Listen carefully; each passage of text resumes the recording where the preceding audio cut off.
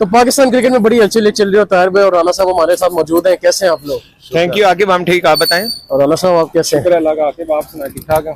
तो गाइस, ताहिर भाई और राना साहब से गुफ्तगू करने से पहले आज हम आपको एक पार्टी की फुटेजेस दिखाने लगे हैं, क्योंकि पाकिस्तान की विन बहुत बड़ी थी और हमने कहा आज सेलिब्रेट करते हैं। ताहिर भाई, फैंस को मजा आने वाला है पिक्चर? बिल्कुल। आगे बाद हमारी वीडियो जरा मुनफरिद तर्ज की होने वाली है, तो मैं चाहता हूँ कि फैंस को भी अपने साथ पार्टी में हम शामिल करें। मिलते हैं फैंस ब्रेक के बाद। ब्रेक के बाद।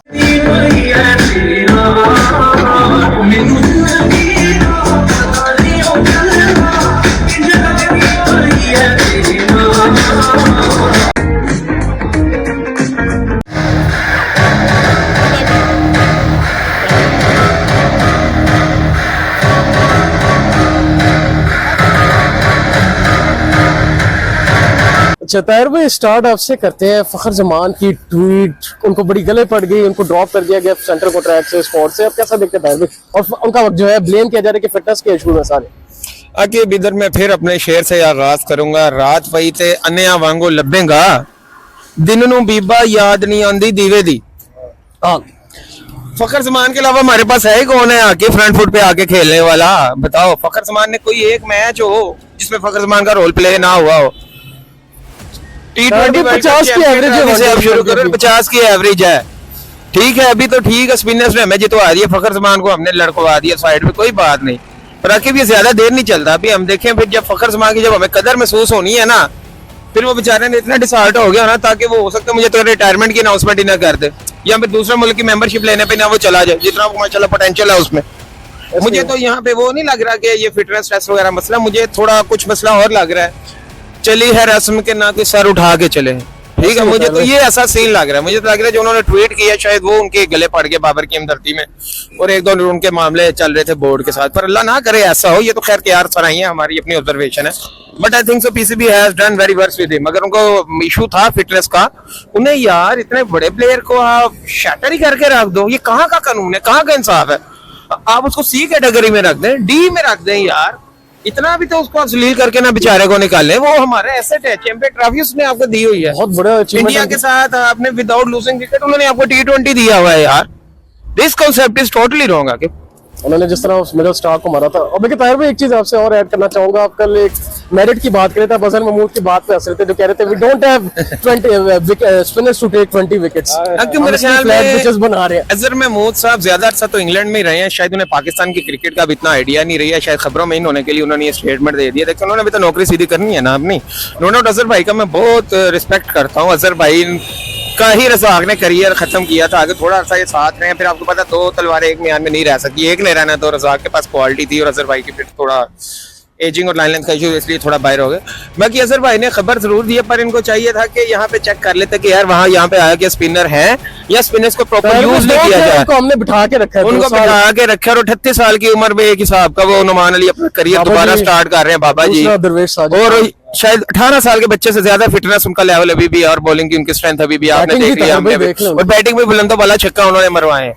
दूसरे लफ्जों में स्पिनर ने बैट्समैन का भी रोल आपका प्ले किया और बैटिंग का भी रोल प्ले किया। ये ना छक्के चौके मारते तो आपसे तो ऑस्ट्रेलिया को वो ट्रायल पे नहीं दिया जाना था बीच में, और इंग्लैंड से भी बड़ा गर्क हो जाना था। राना साहब आप कुछ ऐड करना चाहिए? सबसे पहले बात करूंगा, फखर जमान फखर पाकिस्तान है। उन्होंने चैंपियंस ट्रॉफी जो थी वो उनकी ही बैटिंग की वजह से पाकिस्तान जीता था। वर्ल्ड कप के देखे जब बहुत ज्यादा अच्छे मैचेस, और सिर्फ वही वाहिद है जिसने 200 स्कोर किया है ओडीआई में। तो मेरे ख्याल से उनको सेंट्रल कॉन्ट्रैक्ट ना देना ये बहुत बड़ी पीसीबी की बहुत बड़ी सियासत है। और मुझे लग रहा है कि हमें इस बात पे पीसीबी को कहना चाहिए कि पीसीबी का बहुत गलत फैसला है ये, ठीक है ना। मैं यही चाहूंगा कि ये फैसला चेंज करे और फखर जमान जैसे पाकिस्तान के फखर को इंशाल्लाह फखरे पाकिस्तान को कॉन्ट्रैक्ट दे। वो बहुत अच्छे प्लेयर हैं और वो इंग्लैंड ऑस्ट्रेलिया जैसी पिचेस पे बहुत अच्छा खेलते हैं वो। तो प्लीज उनको चांस दें और ऐसा उनके साथ ना करें। और राना साहब बल्कि जो ये 4 स्क्वाड्स आज अनाउंस हुई हैं, आप बिल्कुल कैसा देखते हैं? अरफात में नाम, सुफियान मुकीम जैसे यंग नाम अब शामिल। देखिए इन्होंने यंग टैलेंट को चांस दिया है, ठीक है। और साथ साथ इन्होंने ऑस्ट्रेलिया के लिए बाबर आजम का भी नाम दिया है, मींस बाबर आजम भी खेलेंगे। पर इन्होंने जिम्बाब्वे की जो सीरीज है उसमें इन्होंने यंग टैलेंट को किया प्रमोट। तो मेरे ख्याल से ये अच्छा है मेरे ख्याल से, दिस इज क्वाइट बहुत बड़े क्वालिटी का और हमें उम्मीद है कि जो हमारा यंग टैलेंट है उसके लिए चांस है, वो ऊपर आए, वो अच्छा खेले, तो इंशाल्लाह पाकिस्तान दोनों सीरीज जीत के आएगा। आपको नजर भी आ रहा है कि बाबर आजम को जिम्बाब्वे सीरीज में रेस्ट भी दिया जा रहा है। हाँ बिल्कुल ऐसी बात है, जिम्बाब्वे में बाबर आजम नहीं है तो वो यंग टैलेंट को चांस दे रहे हैं, तो मेरे ख्याल से बाबर आजम के पास चांस भी है कि वो आराम करें, फॉर्म में वापस आए, और इंशाल्लाह मुझे उम्मीद है बाबर आजम वापस आएंगे, और यंग टैलेंट के लिए भी बहुत अच्छा चांस है कि वो खेले और वो अच्छी दे अपनी परफॉर्मेंस। तर भाई अब क्या कहते हैं, स्क्वाड अनाउंस हो गया, ऑस्ट्रेलिया और जिम्बाब्वे सीरीज दो बड़ी टूर्स आ रही हैं पाकिस्तान की, लिमिटेड ओवर्स।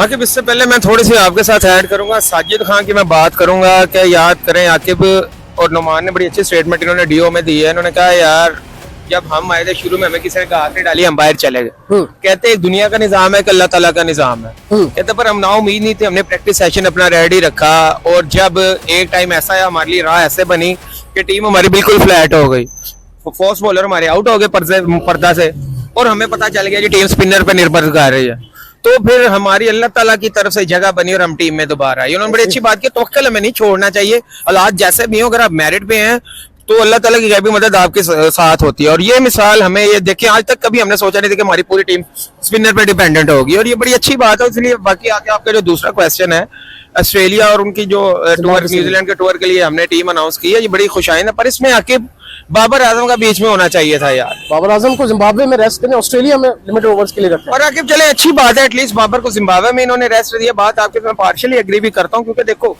बाबर को अगर जिम्बाब्वे में थोड़ा ये ले आते ना, थोड़े वो हाथ पांव खोलता, शायद उसका कॉन्फिडेंस लेवल थोड़ा अप हो जाता। जिम्बाब्वे के नारे लग जाते और आकिब लग जाते कोई बात नहीं, पर ये कि ऑस्ट्रेलिया में उनको वो चीज कैरी ऑन करनी पड़नी थी। अगर उनकी वो कहते हैं फॉर्म अगर लेट खड़ाई ना होती, फिर शायद उनको रेस्ट दे देते। वो तो ऑलरेडी स्ट्रगलिंग फेज में आके 2 4 5 6 छक्के मारे, सेंचुरीज करते ऑस्ट्रेलिया में, उन्होंने फाके बब्बर शेर हो गए खेलना था।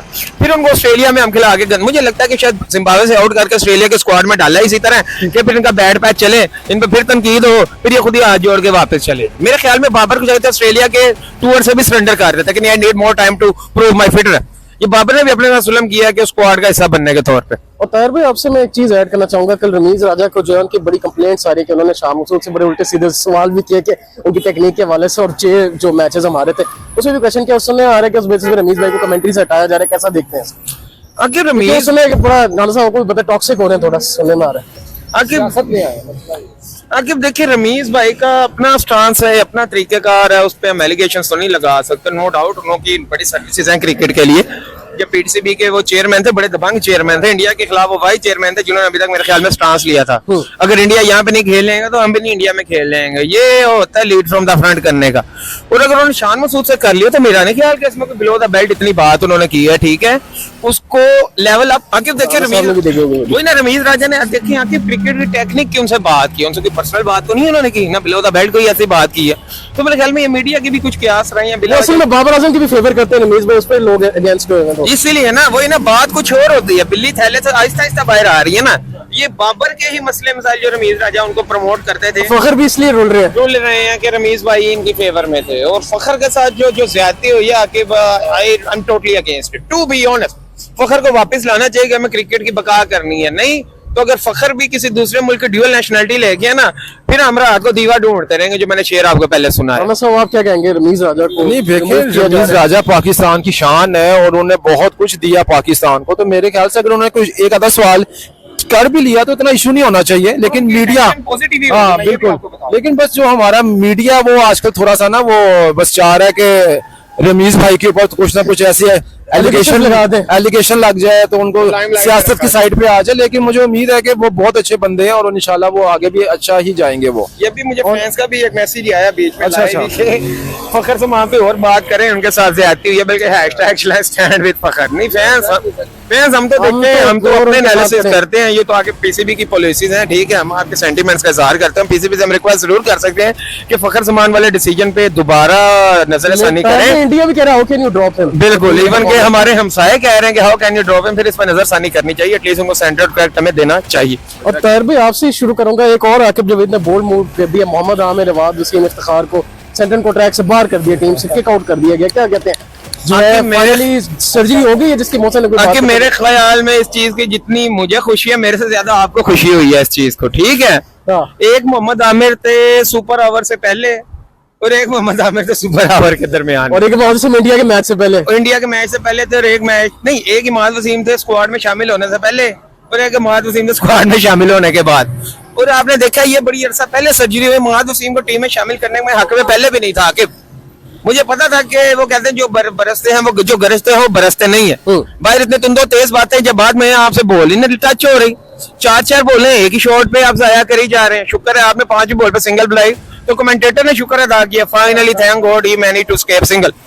तो मेरे ख्याल में आकिब भाई बड़े दबंग यानी कि एडमिनिस्ट्रेटर हैं टीम के लिहाज से, सिलेक्शन के लिहाज से देखा जाए, और बड़ी सर्जरी की आपको पहली मिसाल आके मिल गया जिसका आप, मैं और फैंस हम वेट कर रहे थे। तो आकिब भाई ने उसको प्रैक्टिकल इंप्लीमेंटेशन करके दिखाई है। और बल्कि राना साहब आप क्या कहेंगे इस पे? इवन सरफराज भाई को भी और हारिस का भी जो है वो नाम एक्सक्लूड कर दिया। देखिए आकिब जवेद साहब जो अभी तक फैसले ले रहे हैं वो मेरे ख्याल से पाकिस्तान के हक में जा रहे हैं, और जो ये फैसला लिया बहुत अच्छा लिया है। इमाद वसीम, मोहम्मद आमिर, ये लोग कैटेगरी नीचे कर दी, नीचे किया, बिल्कुल बिल्कुल। लेकिन ये है कि यार ये जो मोहम्मद आमिर, इमाद वसीम, इन्होंने टीम में आके कुछ फायदा नहीं हुआ हमें, ठीक है ना। इससे अगर कोई नया टैलेंट आता तो शायद पाकिस्तान इस वक्त शायद वर्ल्ड कप होता उनके पास, लेकिन सिर्फ इमाद वसीम, मोहम्मद आमिर बहुत अच्छा किया कि इनको नहीं रखा टीम में, और इंशाल्लाह मुझे उम्मीद है कि जो यंग टैलेंट को उन्होंने किया प्रमोट वो ऊपर आएंगे इंशाल्लाह। लास्टली राना साहब मैं आपसे पूछना चाहूंगा, Mohammad Rizwan being the captain, Agha Salman, yes yes, these two important tours, इसको कैसा देखते हैं? देखें बाबर आजम की रिजाइन के बाद न्यूज में आ रहा था कि कैप्टन कौन बनता है, 3-4 नाम थे। सलमान आगा बहुत अच्छा प्लेयर था, उसका भी नाम आ रहा था, लेकिन आज ये अनाउंस हुआ है कि Mohammad Rizwan is the white ball captain. तो मेरे ख्याल से अच्छा फैसला है। रिजवान टीम के लिए बहुत अच्छे हैं, उन्हें बहुत टाइम से अच्छा खेल रहे हैं, और अभी उनके पास चांस है कि वो टीम को, जो थोड़ा सा टीम ऊपर नीचे हो रही है, उनको इंशाल्लाह ऊपर लेके आए इंशाल्लाह। और ताहिर भाई आप क्या कहना चाहेंगे? क्योंकि बहुत कई जो उनके हेटर्स हैं वो खुश नहीं होंगे आज। किसके आके दोबारा सवाल रिपीट करना? ये ताहिर भाई लास्टली मैं कह रहा हूँ कंक्लूड से पहले, मोहम्मद रिजवान को जो कैप्टनसी दे दी गई है, आगा सलमान वाइस कैप्टन है, कैसा देखते हैं? आकिब मोहम्मद रिजवान को कैप्टनसी जो मेरा ख्याल है ये आउट ऑफ द ब्लू दी गई है। आकिब पहले लग रहा था जी मोहम्मद रिजवान स्ट्रॉन्ग कैंडिडेट है, पर रात को जो मोहसिन नकवी और हारिस की जो फोटो वायरल, हारिस ही था ना, आगा सलमान, सॉरी आगा सलमान की जो फोटो वायरल हुई थी, हमें लगा था लो जी मोहम्मद रिजवान का पत्ता कट गया है और आगा सलमान ही यार दोनों फॉर्मेट में संभाल ले, आगा सलमान बनने जा रहे हैं। बिल्कुल आके रात को जो फोटो वायरल हुई है, जो हम शायद फैंस को भी हमने पिछली वीडियो में दिखाएंगे, और वो फोटो क्लियर मैसेज था कि यार रिंग द बेल सॉन्ग आपने सुना, बेल रिंग हो गई थी उस दौर में, उस टाइम पे। पर ये जो रिजवान को आउट ऑफ द ब्लू दी गई है, आके भी मैं इस फैसले पे मेरी ड्यूअल फीलिंग्स है, खुशी की भी है और साथ साथ गमी की भी है। खुशी की इसलिए है कि वो कैप्टन बन गए हैं और हमें सेलिब्रेट करना है, पर गमी की ये है कि मुझे लग रहा है कि इनकी परफॉर्मेंस इससे वो डिसबैलेंस ना हो जाए, बाबर वाला सीन ना हो जाए।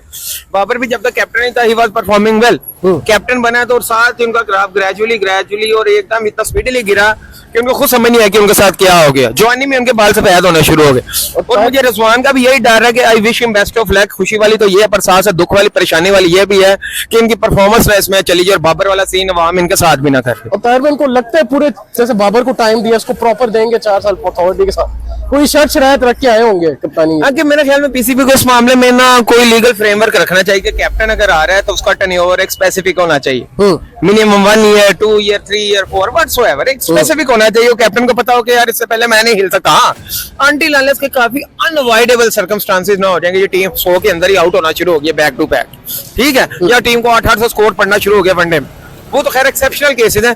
मेरे ख्याल में कानून साथी करनी चाहिए और कैप्टन को फ्रेमवर्क देना चाहिए कि इस टाइम तक चाहे चेयरमैन चेंज हो जाए पीसीबी का, चाहे टीम सिलेक्शन चेंज हो जाए, आपका कोई नहीं हरा सकता। फिर ये होगा कि कैप्टन को पता कि यार मेरा टाइम फ्रेम है, अगर मेरे से ऊपर नीचे हो भी गई तो उसको इंप्रूव करने की कोशिश करो, अपना टाइम फ्रेम इंक्रीज करने की कोशिश करेगा। जब कैप्टन को पता नहीं है कि मेरा टाइम फ्रेम कोई नहीं है, वो उसमें कैप्टनसी में इंटरेस्ट भी उतना नहीं लेगा, उसको पता ठीक है यार मुझे पता नहीं है, मैं जितने अरसे के लिए आऊँ जाऊँ मुझे कोई फर्क नहीं पड़ता, टीम जाए बाहर, इधर ये सीन। चलिए ताहिर भाई, राना साहब thank you so much for time. आपको कोशिश करेंगे कल फिर एक और वीडियो में एंगेज करें। सो यार guys that's it for this video. Click इसके पेज को लाइक करें, फॉलो करें, सब्सक्राइब करें for more content like this. तब तक के लिए मुझे ताहिर भाई, राना साहब को दीजिए इजाजत। Take good care of yourself, अल्लाह हाफिज़।